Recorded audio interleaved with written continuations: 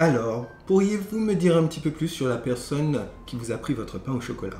Ah, tout à fait, monsieur l'agent. Alors, je sais qu'il se meuble chez Ikea et chez But, qu'il s'habille chez Kiabi, qu'il adore les Disney, qu'il adorerait avoir une Mini, mais il a plutôt comme voiture une Peugeot, une Volkswagen ou une Renault, et qu'il a un Thermomix chez lui. Quoi?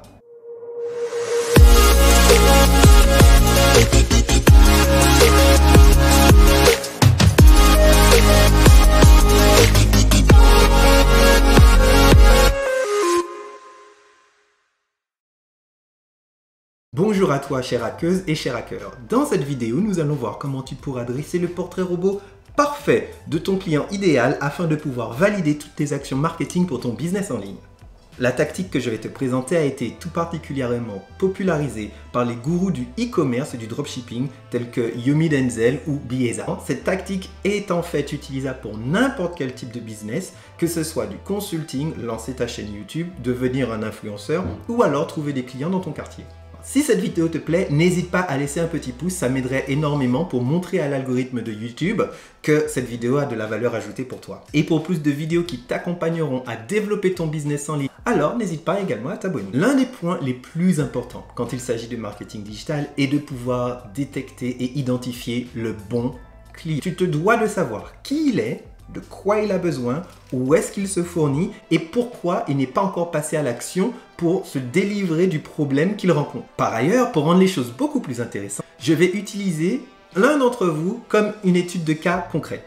En effet, sur ma vidéo précédente où je présentais mon plan d'action pour atteindre les 1000 abonnés sur YouTube, j'ai reçu pas mal de réactions positives et c'est ma façon de remercier la communauté. Du coup, je vais utiliser ce savoir et cette technique pour aider l'un d'entre vous. C'est le moins que je puisse faire. Nous allons du coup utiliser l'exemple tout au long de cette série de vidéos sur comment identifier un très bon client du vélo et de la récupération de vélo. Pour cela, nous allons utiliser un outil complètement gratuit qui est disponible sur Facebook dès que tu fais des publicités Facebook. Cet outil se nomme Audience Insights. Avec plus de 2 milliards d'utilisateurs mensuels uniques sur cette plateforme, il est un vrai point que si tu cherches un client qui est connecté, un client digital, alors ce client est sur Facebook. C'est aussi simple que ça. Afin que tu puisses accéder à cette fonctionnalité, il te faut tout simplement avoir une page Facebook et un compte business. Pour cela, tu n'as qu'à aller sur business.facebook.com et créer ta page. C'est très simple et surtout, comme je l'ai dit plus tôt, c'est complètement gratuit. Nous nous dirigeons sur le site business.facebook.com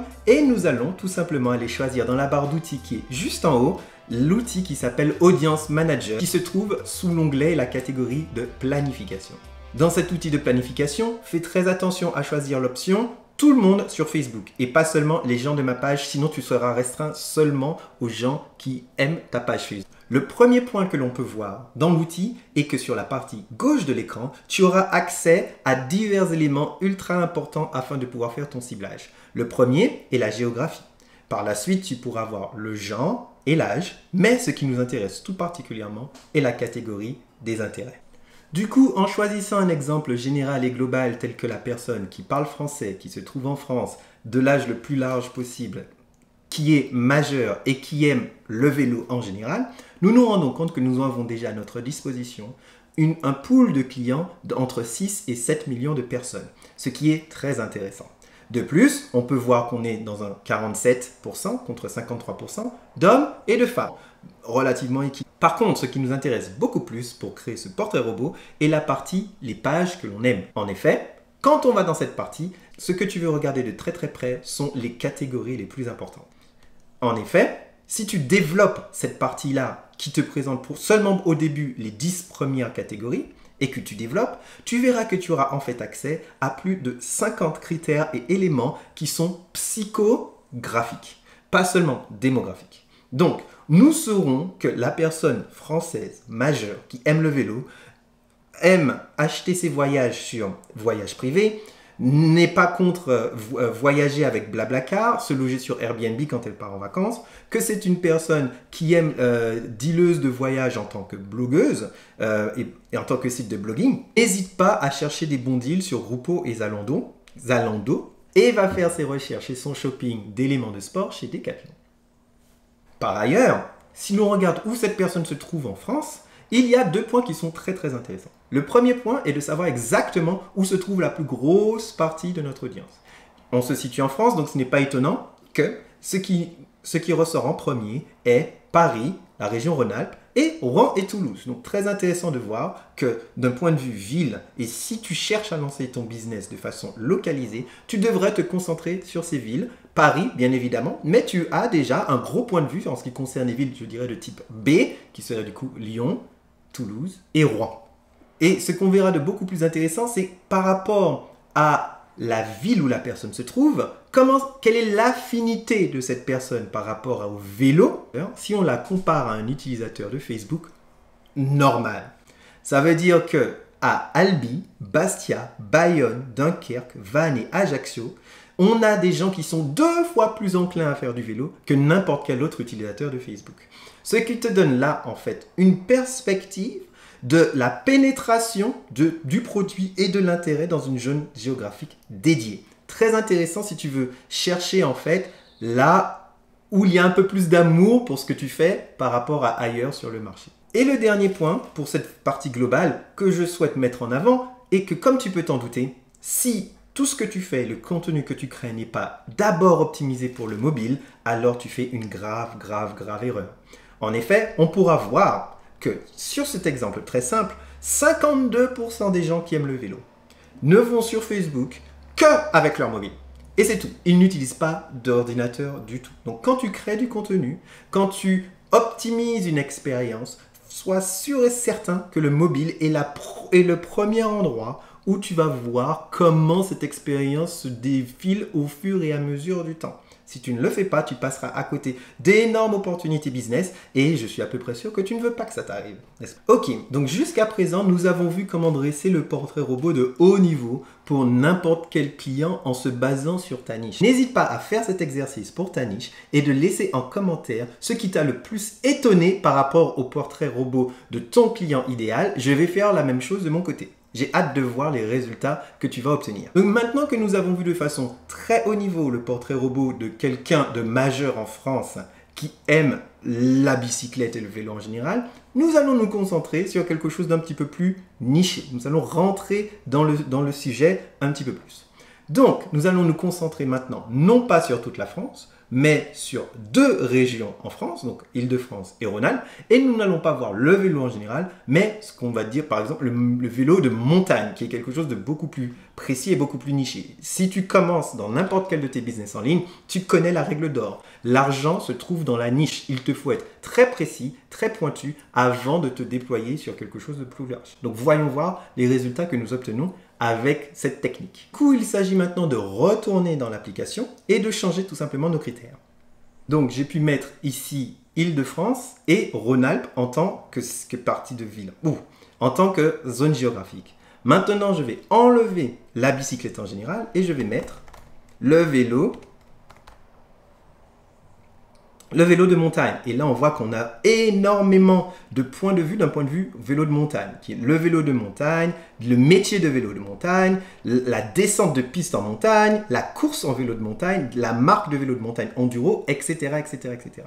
On voit que nous sommes assistés afin de pouvoir avoir accès à un panel d'informations qu'on ne pouvait pas avoir avant. Et comme je le disais dans ma vidéo d'avant, sur le point de vue de comment créer un parfait plan de marketing digital, à des données de façon gratuite auxquelles les grands groupes, il y a 20 ans, auraient payé des millions d'euros pour avoir accès. Donc, utilisons cette opportunité à bon escient. Maintenant, quand je rentre, je vais choisir quelques éléments de Mountain Biking.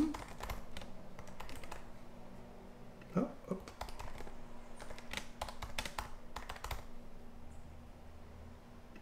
Voilà. Et nous allons prendre des gens qui ont entre 25 et 40 ans. Nous voyons maintenant que l'audience est passée de 6 à 7 millions à 250 000, quelque chose de beaucoup plus pointu. D'ailleurs, de plus, ici, on voit que cette industrie est prépondément masculine. 76% des gens de cet élément ne sont que des hommes. Et quand on regarde les pages qu'ils aiment, on voit très clairement que le scope change complètement.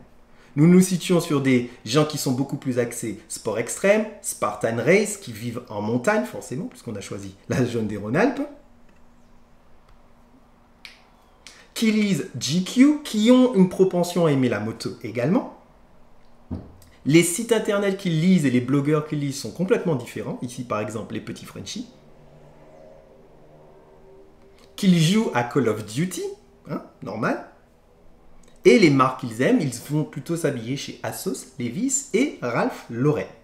Donc suite à cette analyse, que pouvons-nous retirer? Le premier point que l'on peut utiliser cette technique pour que tu puisses passer directement à l'action et que tu peux tout de suite t'inspirer des grandes marques que aime ton client idéal. En effet, tu pourras ainsi faire du branding par association, c'est-à-dire que tu vas prendre des éléments graphiques du branding de marques bien connues que aime ton client idéal et les incorporer dans ton style de branding afin que le client puisse faire une association entre les deux marques. Par exemple, si tu veux quelque chose de très minimaliste, pur et blanc sur noir, on pourrait penser Apple par exemple. Tu vois ce que je veux dire? Tu pourras mettre toutes ces marques dans ta liste d'alertes afin de pouvoir suivre la ligne éditoriale et le contenu créé par ces marques afin que tu puisses inspirer ta propre ligne éditoriale car tu sais déjà que ton client idéal résonne énormément avec le contenu de ces marques. Tu pourras du coup récupérer cette résonance et avoir des idées de contenu en permanence sans jamais manquer d'idées. C'est pas génial ça? Un autre point est que tu pourras trouver des petites marques de niche, des choses un petit peu plus circonspectes et inconnues, car Facebook va pouvoir les mettre en avant pour toi et tu pourras t'inspirer de leurs tactiques de marketing pour ta propre marque. Car quand on n'est pas Levi's, Ralph Lauren ou Asos, comment on fait en fait pour se démarquer? Tu pourras découvrir des marques que ton client aime déjà et potentiellement t'inspirer de leurs tactiques de marketing digital ou voire même de marketing dans le offline, dans le vrai monde. Et un autre point que l'on pourra voir est que tu pourras utiliser exactement ces points clés en termes d'intérêt, d'éléments suivis, d'influenceurs aimés, etc. pour faire du ciblage extrêmement précis quand tu feras une campagne payante sur les réseaux sociaux. Et là est toute la puissance où tu pourras vraiment avoir ton client idéal qui va pouvoir résonner avec ton message car tu le connais déjà et tu pourras le filtrer au niveau même de quel journal il lit. Et là, on se situe dans quelque chose qui était complètement indisponible il n'y a pas plus tard qu'il y a 10 ans. Donc si cette vidéo t'a paru utile, n'hésite pas à laisser encore une fois un petit pouce, ça aidera énormément pour que l'algorithme puisse voir que ça apporte de la valeur ajoutée.